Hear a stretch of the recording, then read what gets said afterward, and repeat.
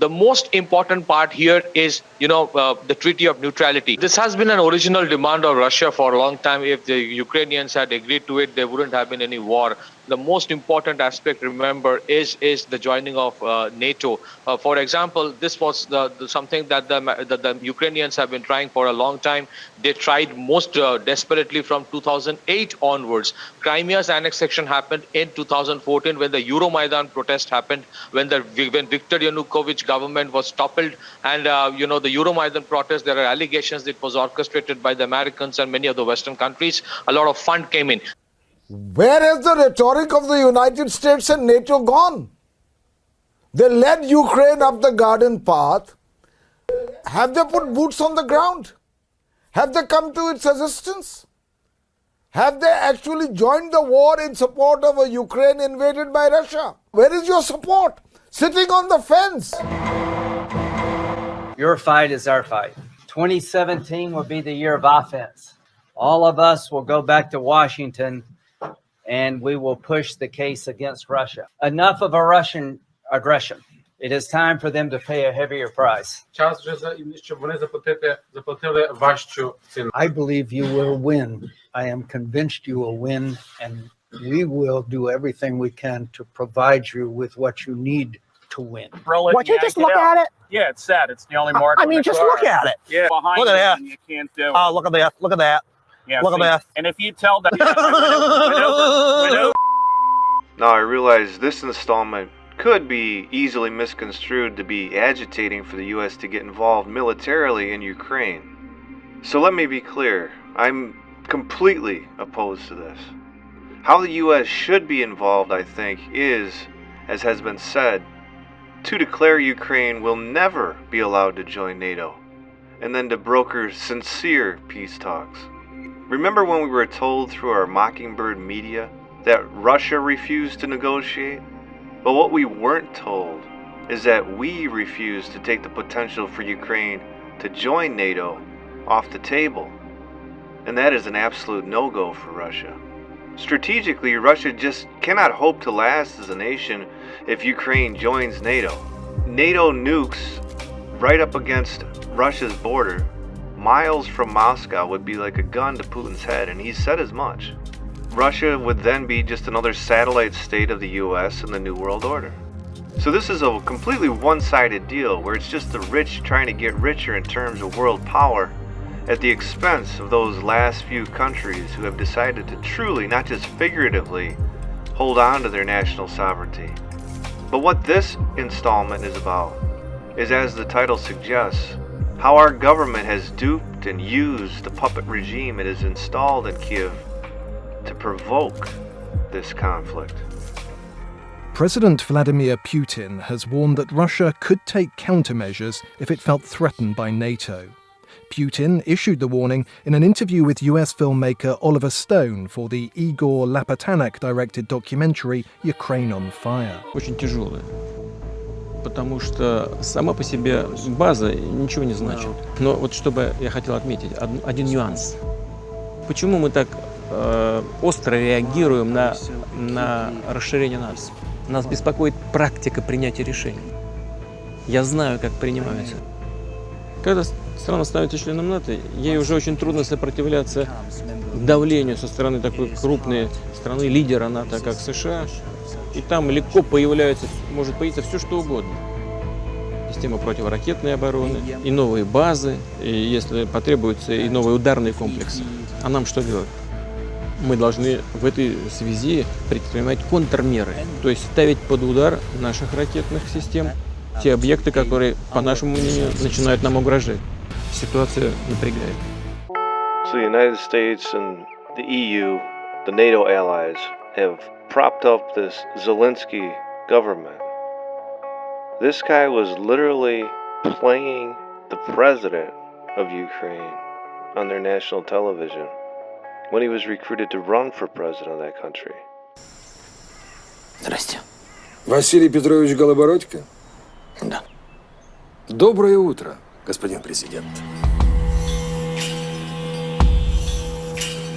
Привет, как дела? Серьезный день, ребята. Как настроение? Класс?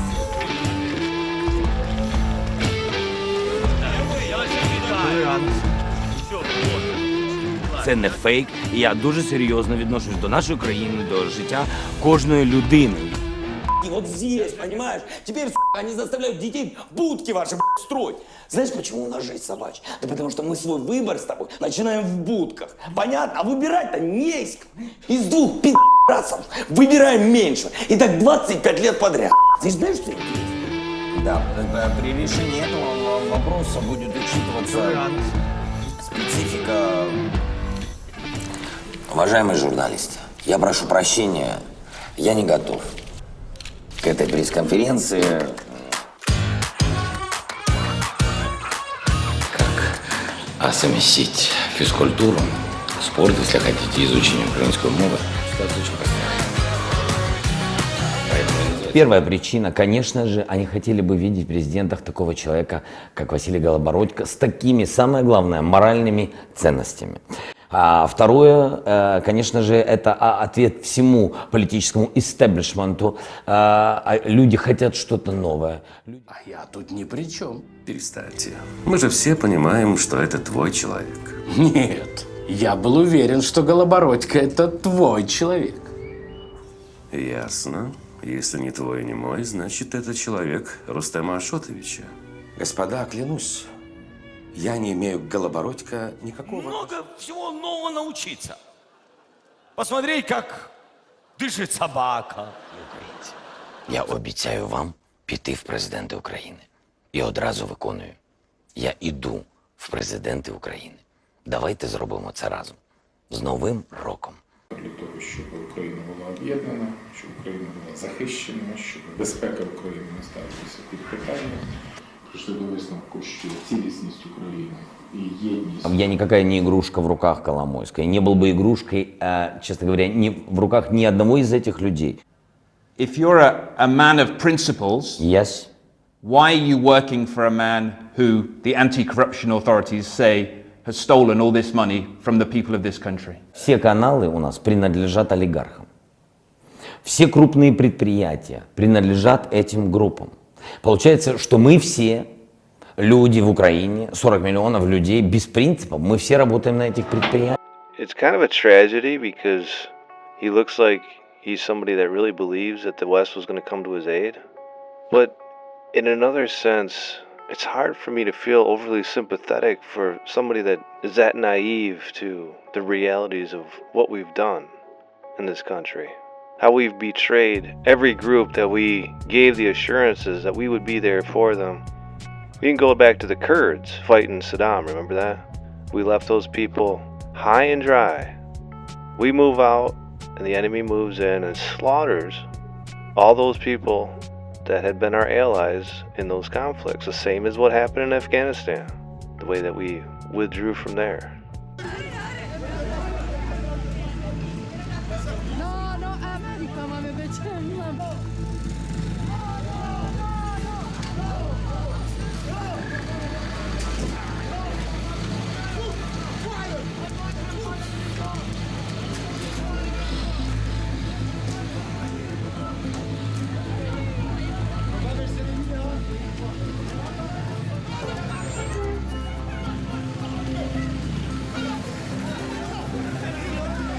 I will fuck Turkish! Fuck American!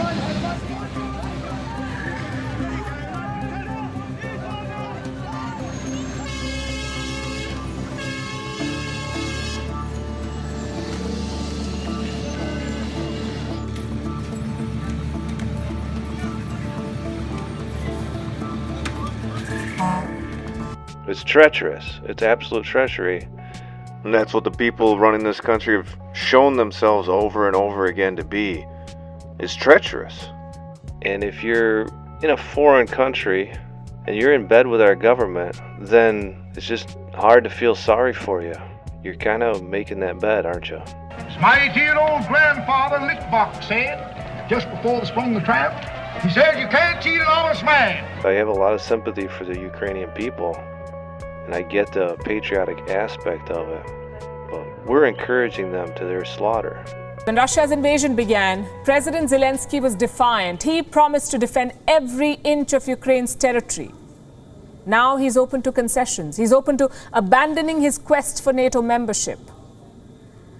So what exactly changed in 14 days? In simple words, Zelensky got a taste of reality. He made 3 strategic miscalculations. Number 1, he overestimated Western support. Number 2, he oversold Ukraine's importance to the West. And number 3, he misread Putin's real intentions. We'll take them one by one. Zelensky knew that Ukraine was no match for Russia. It was evident for everyone watching the situation. The army, the finances, everything was stacked against him. But Zelensky thought he had a trump card, the West. And he had good reason to think so. Joe Biden refused to guarantee Ukraine's neutrality. He refused to pull back from NATO's eastern flank. Instead, he expanded military assistance. He flooded Ukraine with lethal weapons. Clearly, Biden was invested in the fight. The question was, how invested? Listen into what Zelensky said on the 1st of September last year, weeks before the Russian buildup began. I feel that President Biden, well, not only do I feel, I heard that he personally supports Ukraine on the issue of granting NATO membership. But it's hard for me to tell what the path is going to be like. This was September 2021. In fact, let's go back further to April 2021. That was Russia's first military buildup. Back then, Zelensky seemed very confident of America's support. Listen to what he said. President Biden assured me that Ukraine will never be left alone against Russian aggression. Ukraine will never be left alone. April 2021, that was Biden's promise. So naturally, Zelensky hoped for big things. He thought the military aid was just the start, that more would come, more help. But he was wrong. Military aid was NATO's maximum limit. They refused to go beyond that. No soldiers on the ground, no no-fly zones, nothing that would pit them against Russia. Same with sanctions. It's day 14 of the invasion and Europe is still buying Russian oil and gas. The fact is, the West led Ukraine on. They refused to compromise. They promised all the support, but when the time came, NATO stood back and watched. Miscalculation number 2. Zelensky overestimated Ukraine's importance to the West. It was evident in his words. He called Ukraine the shield of Europe. Listen to this. For 8 years, Ukraine has been a shield. For 8 years, Ukraine has been holding back one of the greatest armies in the world, which stands along our borders, not the borders of the European Union. And the missile systems flew to Mariupol, not to European cities. These events confirm that comprehensive security in Europe is impossible if Ukraine's sovereignty and territorial integrity is not restored. Again, he was wrong. Ukraine was expendable for the West. They were not serious about the NATO membership. They were not serious about the sanctions. For them, Ukraine was just a useful tool. Something to irritate Vladimir Putin, that's all. But that useful tool had an expiry date. It was February 24th when Russia invaded. And this has happened before. Think back to Afghanistan in the 1980s. America funded the Mujahideen to fight the Soviet army. Was it because Afghanistan was strategically important for the West? No, it wasn't. The sole objective was to give the Soviets a bloody nose. Afghanistan was also a useful tool for the Americans. Same with Georgia. America armed them in the late 2000s. They trained Georgian soldiers. They promised NATO membership in the future. But when war broke out, NATO recoiled. Zelensky made that very same mistake. He believed that Ukraine was a key strategic asset for NATO. He was wrong. For NATO, Ukraine was just another pawn. Miscalculation number 3. Zelensky failed to read Putin's mind. On this, you cannot really blame him. Until the last moment, nobody thought there would be a war. There would be threats, some saber rattling perhaps, but eventually Russia would pull back. That was a conventional wisdom. Even as late as January 28, Zelensky did not buy the war hysteria. This is what he said. The feeling from the media is that we have a war. We have troops on the roads, we have mobilization, people are going somewhere. It does not. We do not need this panic.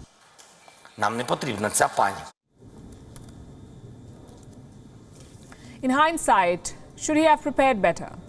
Should he have considered Putin's proposals more seriously? Perhaps he should. But put yourself in Zelensky's boots. You have the world's most powerful military alliance promising support. You have lethal weapons pouring in every day. You have promises of unprecedented sanctions on Russia. It is not surprising that Zelensky decided to fight. The West promised him sovereignty, but they refused to fight for it, and history will judge him for that. All this Twitter fanfare, all this YouTube glory will disappear. What will remain is this: Ukraine is making the same compromises that Russia first demanded. In fact, more than that, Russia was only demanding neutrality then, no joining the NATO. That's what they wanted. Now they want Zelensky to recognize Donbass and Crimea. The difference is hundreds of innocent Ukrainians are now dead. Where has the rhetoric of the United States and NATO gone? They led Ukraine up the garden path. But I actually think that what's going on here is that the West is leading Ukraine down the primrose path. And the end result is that Ukraine is going to get wrecked. Ми боремося за наші права, свободу, за життя. А зараз ми боремося за виживання. І це найголовніша наша мотивація. Але ми боремося і за те, щоб бути рівноправними членами Європи. Доведіть, що ви разом з нами. Доведіть, що ви нас не відпускаєте. Доведіть, що ви дійсно європейці. І тоді життя переможе смерть, а світ – темряву. Слава Україні!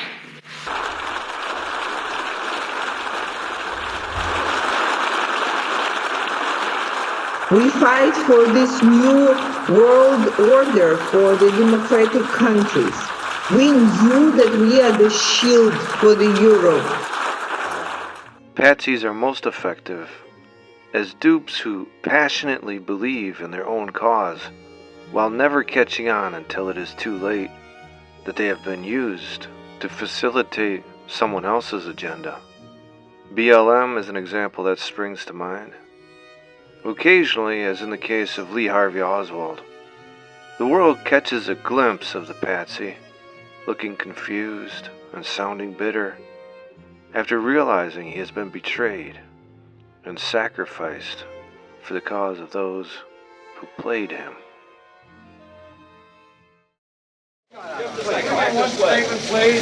I'd like some legal representation, but these police officers have not allowed me to have any. I don't know what this is all about. Kill the president? No, sir, I didn't. People keep asking me that. Sir? You shoot the president? I work in that building. Were you in the building at the time? Naturally, if I work in that building, yes, sir. Back up, man! Did you shoot the president? No, they're taking me in because of the fact that I lived in the Soviet Union. I'm just a patsy. The president?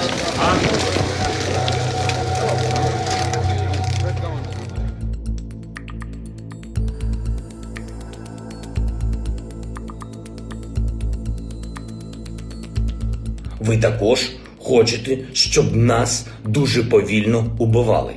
Це відповідальність також і політиків світу, західних лідерів. Від сьогодні і назавжди. The most important part here is, the Treaty of Neutrality. If the Ukrainians had agreed to it and remained neutral, this war simply would not have happened. And that is something that, of late, Zelensky is realizing that Ukraine has been used as a dispensable pawn by the West for a war that the West never wanted with the Russians. They wanted to use Ukraine as a proxy, and this is where the problem started. Of late, Zelensky is realizing that Ukraine has been used as a dispensable pawn by the West.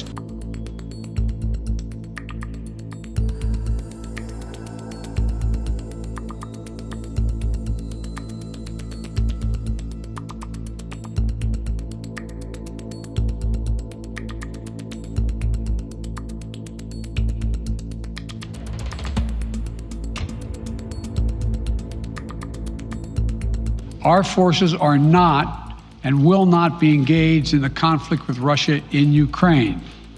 Our forces are not going to Europe to fight in Ukraine.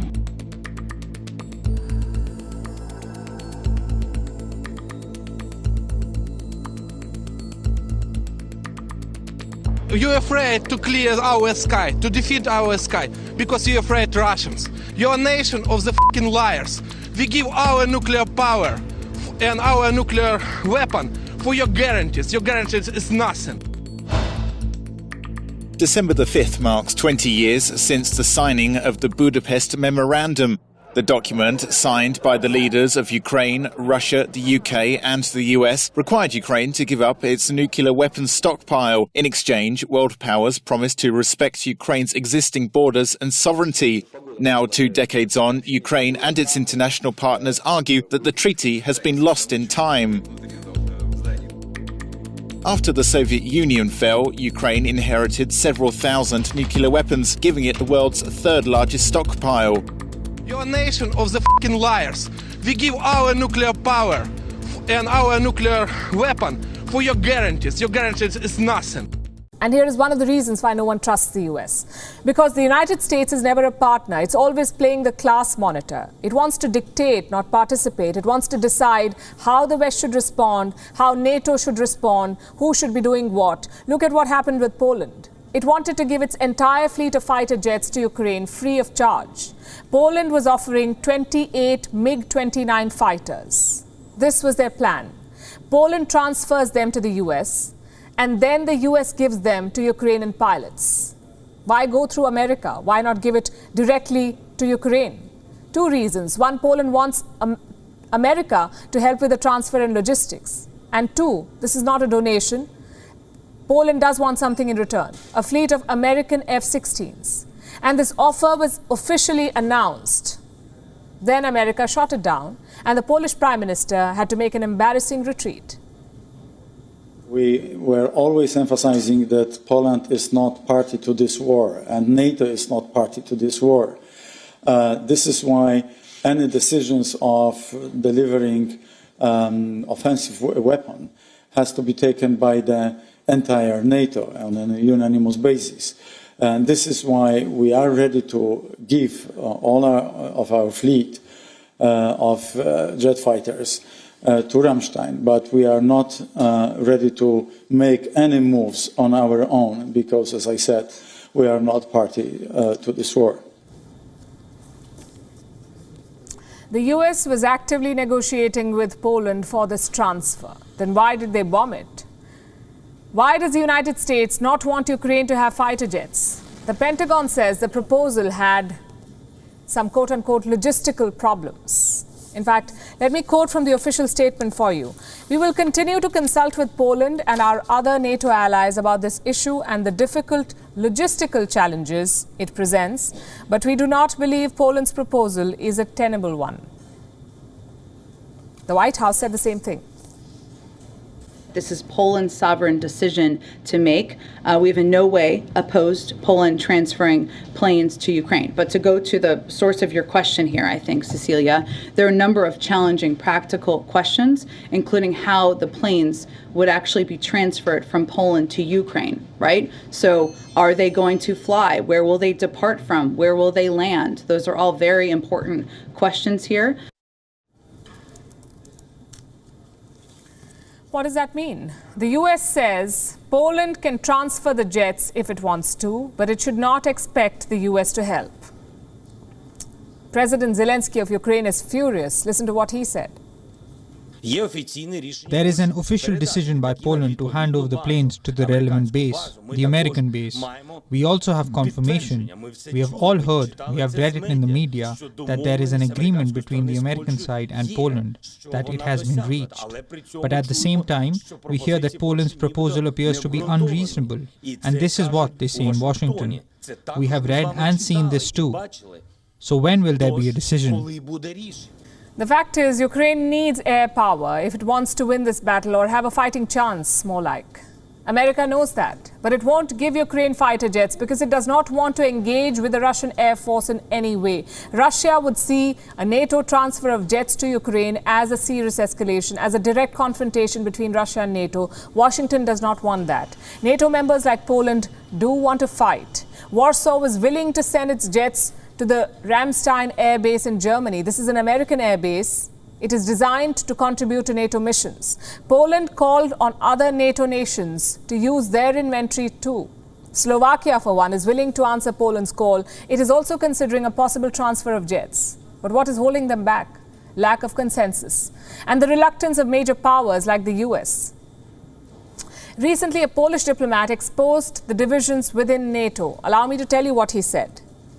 We can act on behalf of NATO, but we need support in doing so. And not every Western country feels safe or comfortable with that. What we would really like to avoid is providing jets to Ukraine and then being left alone because it was our call.